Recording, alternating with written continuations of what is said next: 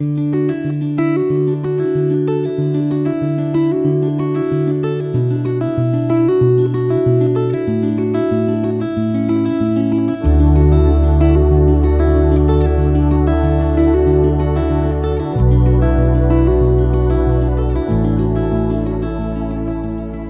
reading begins in Genesis, chapter 42, starting in verse 18. Joseph said to them, that is, his brothers, the third day, "Do this and live, for I fear God. If you are honest men, then let one of your brothers be bound in your prison, but you go, carry grain for the famine of your houses. Bring your youngest brother to me, so will your words be verified, and you won't die." They did so. They said to one another, "We are certainly guilty concerning our brother, in that we saw the distress of his soul when he begged us, and we wouldn't listen. Therefore this distress has come upon us." Reuben answered them, saying, "Didn't I tell you, saying, 'Don't sin against the child,' and you wouldn't listen? Therefore also, behold, his blood is required." They didn't know that Joseph understood them, for there was an interpreter between them. He turned himself away from them and wept. Then he returned to them and spoke to them, and took Simeon from amongst them and bound him before their eyes. Then Joseph gave a command to fill their bags with grain, and to restore each man's money into his sack, and to give them food for the way. So it was done to them. They loaded their donkeys with their grain, and departed from there. As one of them opened his sack to give his donkey food in the lodging place, he saw his money. Behold, it was in the mouth of his sack. He said to his brothers, "My money is restored. Behold, it is in my sack." Their hearts failed them, and they turned trembling to one another, saying, "What is this that God has done to us?" They came to Jacob their father, to the land of Canaan, and told him all that had happened to them, saying, "The man, the lord of the land, spoke roughly to us, and took us for spies of the country. We said to him, 'We are honest men, we are no spies. We are 12 brothers, sons of our father. One is no more, and the youngest is today with our father in the land of Canaan.' The man, the lord of the land, said to us, 'By this I will know that you are honest men. Leave one of your brothers with me, and take grain for the famine of your houses, and go your way. Bring your youngest brother to me. Then I will know that you are not spies, but that you are honest men. So I will deliver your brother to you, and you shall trade in the land.' As they emptied their sacks, behold, each man's bundle of money was in his sack. When they and their father saw their bundles of money, they were afraid. Jacob, their father, said to them, 'You have bereaved me of my children. Joseph is no more, Simeon is no more, and you want to take Benjamin away. All these things are against me.' Reuben spoke to his father, saying, 'Kill my 2 sons if I don't bring him to you. Entrust him to my care, and I will bring him to you again.' He said, 'My son shall not go down with you, for his brother is dead, and he only is left. If harm happens to him along the way in which you go, then you will bring down my gray hairs with sorrow to Sheol.' The famine was severe in the land. When they had eaten up the grain which they had brought out of Egypt, their father said to them, 'Go again, buy us a little more food.' Judah spoke to him, saying, 'The man solemnly warned us, saying, You shall not see my face unless your brother is with you. If you'll send our brother with us, we'll go down and buy you food. But if you don't send him, we won't go down. For the man said to us, You shall not see my face unless your brother is with you.' Israel said, 'Why did you treat me so badly, telling the man that you had another brother?' They said, 'The man asked directly concerning ourselves and concerning our relatives, saying, Is your father still alive? Have you another brother?' We just answered his questions. Is there any way we could know that he would say, Bring your brother down?' Judah said to Israel, his father, 'Send the boy with me, and we'll get up and go, so that we may live and not die, both we and you, and also our little ones.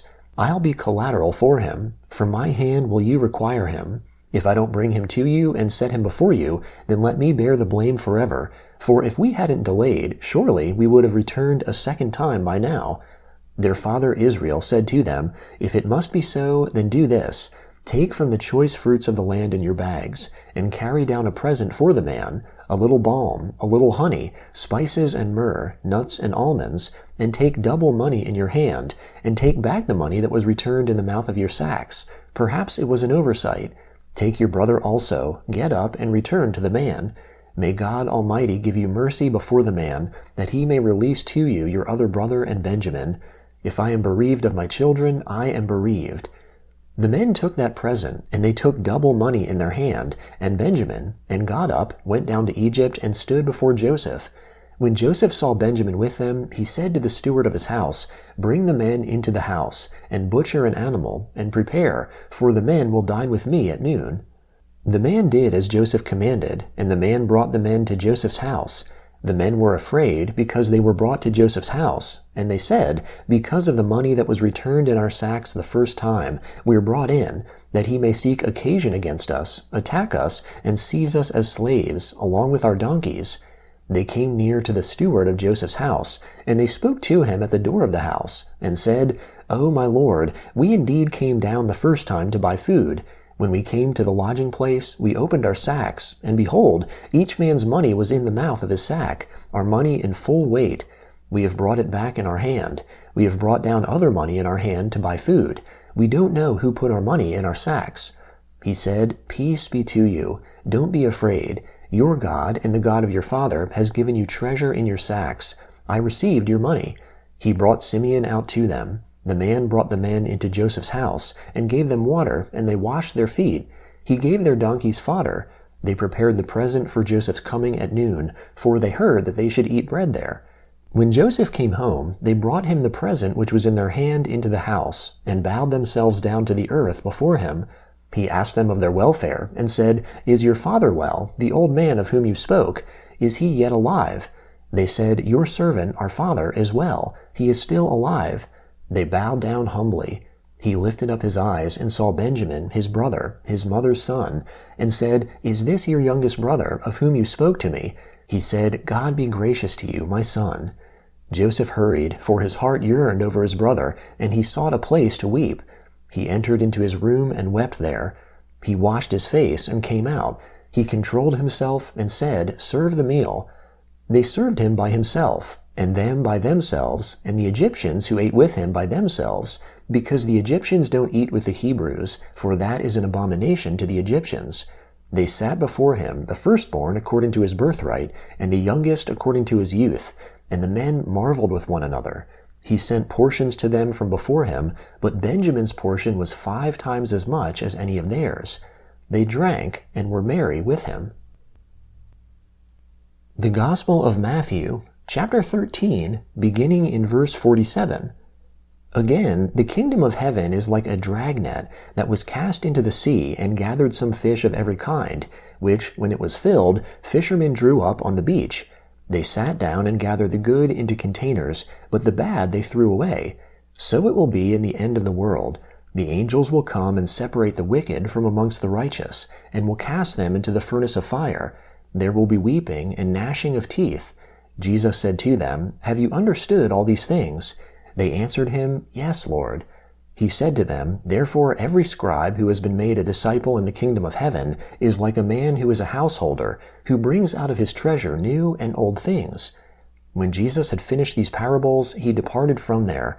Coming into his own country, he taught them in their synagogue, so that they were astonished, and said, "Where did this man get this wisdom and these mighty works? Isn't this the carpenter's son? Isn't his mother called Mary, and his brothers, James, Joseph, Simon, and Judas? Aren't all of his sisters with us? Where then did this man get all of these things?" They were offended by him. But Jesus said to them, "A prophet is not without honor, except in his own country and in his own house." He didn't do many mighty works there because of their unbelief. At that time, Herod the Tetrarch heard the report concerning Jesus, and said to his servants, "This is John the Baptizer. He is risen from the dead. That is why these powers work in him." For Herod had arrested John, bound him, and put him in prison for the sake of Herodias, his brother Philip's wife. For John said to him, "It is not lawful for you to have her." When he would have put him to death, he feared the multitude, because they counted him as a prophet. But when Herod's birthday came, the daughter of Herodias danced amongst them and pleased Herod. Therefore he promised with an oath to give her whatever she should ask. She, being prompted by her mother, said, "Give me here on a platter the head of John the Baptizer." The king was grieved, but for the sake of his oaths and of those who sat at the table with him, he commanded it to be given, and he sent and beheaded John in the prison. His head was brought on a platter and given to the young lady, and she brought it to her mother. His disciples came, took the body, and buried it. Then they went and told Jesus. Psalm 18, beginning in verse 16. He, that is the Lord, sent from on high. He took me. He drew me out of many waters. He delivered me from my strong enemy, from those who hated me, for they were too mighty for me. They came on me in the day of my calamity, but the Lord was my support. He brought me out also into a large place. He delivered me because he delighted in me. The Lord has rewarded me according to my righteousness. According to the cleanness of my hands, he has recompensed me. For I have kept the ways of the Lord, and have not wickedly departed from my God. For all his ordinances were before me. I didn't put away his statutes from me. I was also blameless with him. I kept myself from my iniquity. Therefore the Lord has rewarded me according to my righteousness, according to the cleanness of my hands in his eyesight. With the merciful you will show yourself merciful. With the perfect man you will show yourself perfect. With the pure you will show yourself pure. With the crooked you will show yourself shrewd. For you will save the afflicted people, but the arrogant eyes you will bring down. For you will light my lamp, Lord. My God will light up my darkness. For by you I advance through a troop. By my God I leap over a wall. As for God, his way is perfect. The Lord's word is tried. He is a shield to all those who take refuge in him. For who is God except the Lord? Who is a rock besides our God? The God who arms me with strength and makes my way perfect. He makes my feet like deer's feet and sets me on my high places. He teaches my hands to war so that my arms bend a bow of bronze. You have also given me the shield of your salvation. Your right hand sustains me. Your gentleness has made me great. You have enlarged my steps under me. My feet have not slipped. Proverbs chapter 4, beginning in verse 7. Wisdom is supreme. Get wisdom.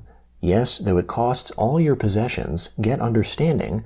Esteem her, and she will exalt you. She will bring you to honor when you embrace her. She will give to your head a garland of grace. She will deliver a crown of splendor to you. Listen, my son, and receive my sayings. The years of your life will be many.